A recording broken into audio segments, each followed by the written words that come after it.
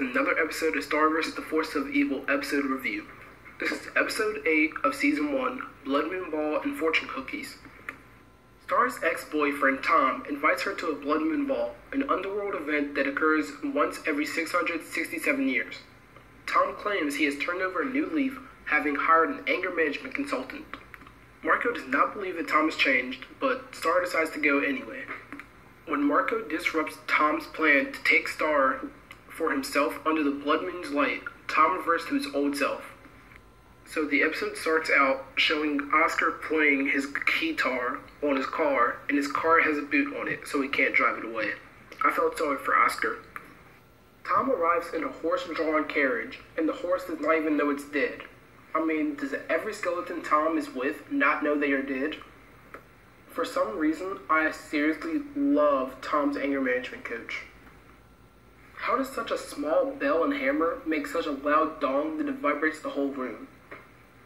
This ride Tom set up for Star has some great arrival time. I wish I had transportation with that kind of speed. At the ball, I really want to know what the skeleton guy on chains and the hooded guy were about to do before Tom intervened. When Marco is in Star's room, I'm trying to figure out what he is watching to play such weird music in the background. Speaking of music, I really love the Blood Moon Ball song. I love how Star is so captivated with the masked man she is dancing with until she learns it is Marco. Tom was so ready to just destroy Marco, and then Star just freezes him in a solid block of ice. The talk Star and Marco have after the ball is something I have seen in other great shows, and I think it adds a great attribute to the friendship between those two. I love how the episode ends with Star and Marco saying the same things simultaneously and then laughing it off. As soon as they get over that, Star makes Marco go make her some nachos. So the best parts of this episode, to me, was actually anytime the anger management coach was in a scene. I'm not sure why, but I think he made his scenes a little bit better. So that was it for the first part of the episode. Now let's move on to the second. Following yet another victory over Ludo and his minions, Marco and Star eat at a Chinese restaurant. Marco tricks Star into thinking the sayings in a fortune cookie can really predict the future. Meanwhile, Ludo hires a monster named Toffee to shape up his minions. They come up with a plan to take advantage of Star's fortune cookie obsession. So from the fight at the beginning of the episode, I have a question for you guys. What do you think was more impressive? Star's shot off the cactus and nothing but neck? Or Marco doing a one kick, taking out 7 monsters? Leave your answer down in the comments below.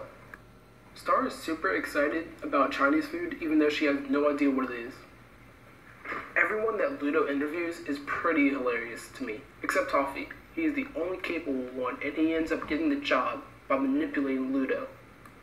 Toffee is one smooth criminal by the way he gets himself the job.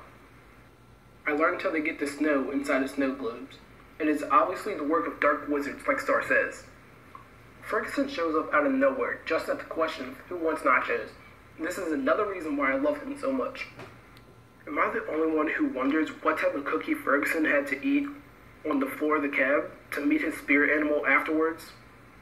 Star ends up listening to these fortune cookies like SpongeBob and Patrick listen to the conch shell. Hugs really do fix everything.